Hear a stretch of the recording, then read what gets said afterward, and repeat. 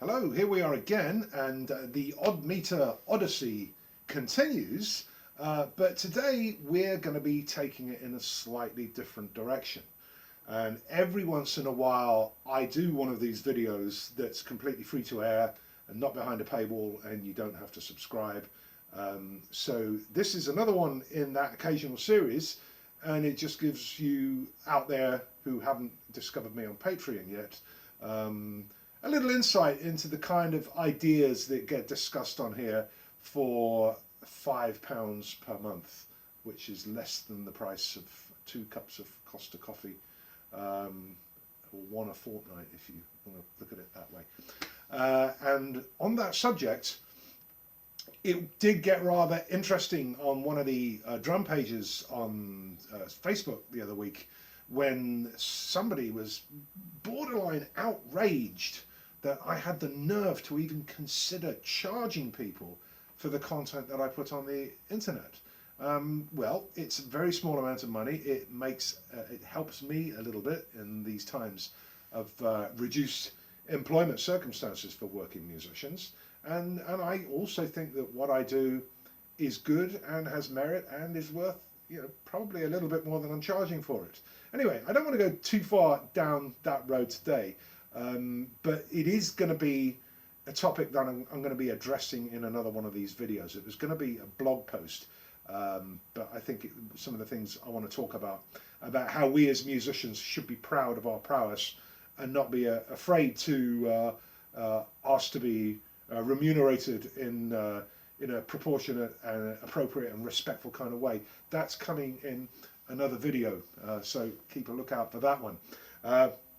Today, as I say, the Odd Meter Odyssey continues, but whereas the previous editions where we were in 7/4 was looking at breaking the 7/4 time signature down into firstly eighth note and triplet sticking permutations and that kind of building block thing.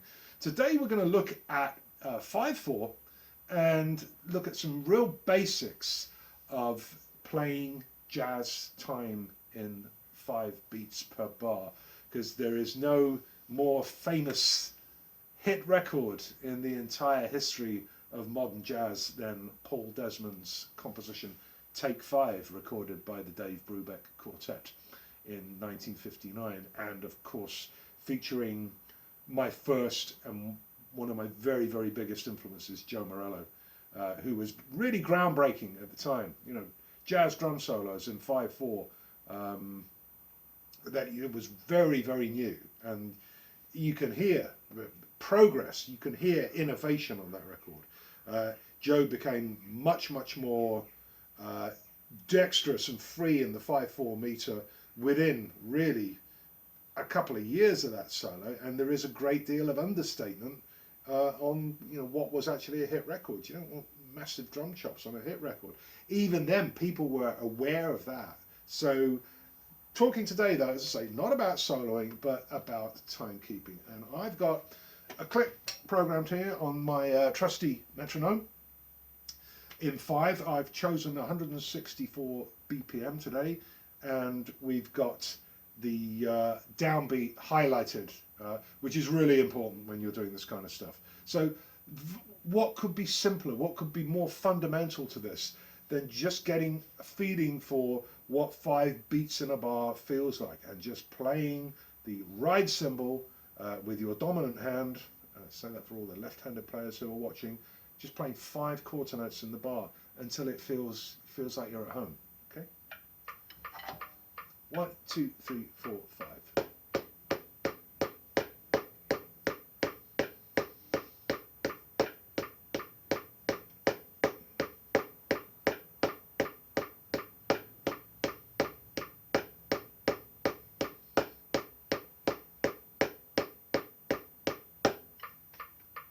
See, nothing could be easier. Just sit with a click, just play 5 quarters in a bar for, a few bars, a minute or two, and the more you do it, the more you'll just really get this natural feeling for what the different time signature sounds like.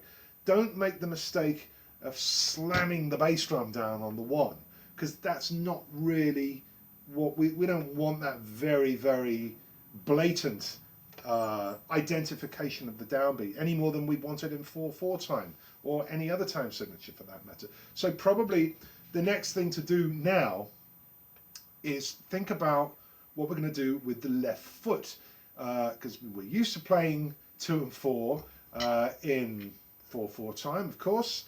And so if you do this, 1, 2, 3, 4, 5.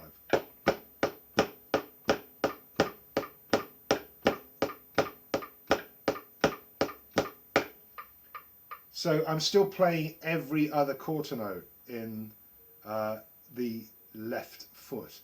And I don't really like that very much because there's a bit too much ambiguity in there. It doesn't really spell out the 5/4 meter. And if you listen to a tune like Take 5 or any other jazz tunes in 5/4, one that always comes to mind for me, it's a composition by Don Ellis called Indian Lady, which I used to play in youth big band when I was in my middle teens. I say most, not all jazz compositions in 5/4 time are divided down into a sequence of 3 quarter notes followed by 2 quarter notes.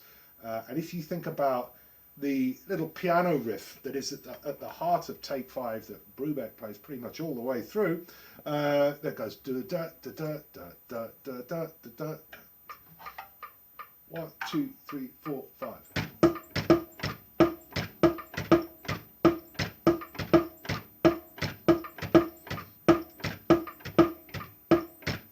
So that once I start to play that, you can start hearing much more of the kind of rhythmic contour. You can hear this very strong sense of the 3-beat module followed by the 2-beat module. So what I like to do is I like to reflect that both in what I do in the ride pattern and also in the left foot part. And there are lots and lots of variations to this, but as always, you know, I like to keep these things simple and accessible.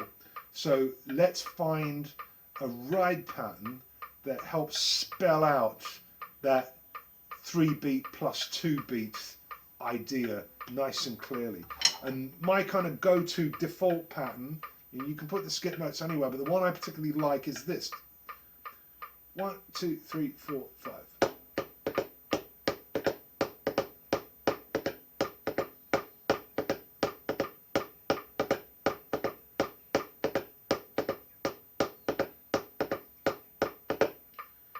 So the skip notes, right, you know, we're used to our 2 and 4 skip notes in 4/4 time. So the skip notes are going on to 2 and 5. And I'm going to mirror that exactly with the left foot. And the left foot is also going to go onto beats 2 and 5 rather than the customary 2 and 4 in 4/4 time. Same deal, exactly the same deal. 1, 2, 3, 4, 5.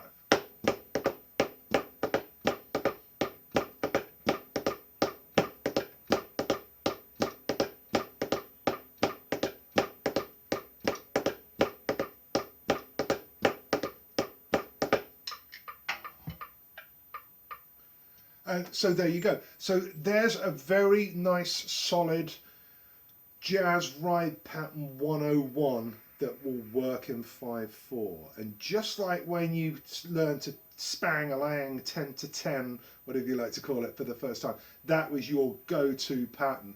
That before you started breaking it up, moving the skip note around and playing kind of more open ride patterns, which I'm sure you will do by now, let's use that as our primary point of reference for jazz timekeeping in 5/4 time.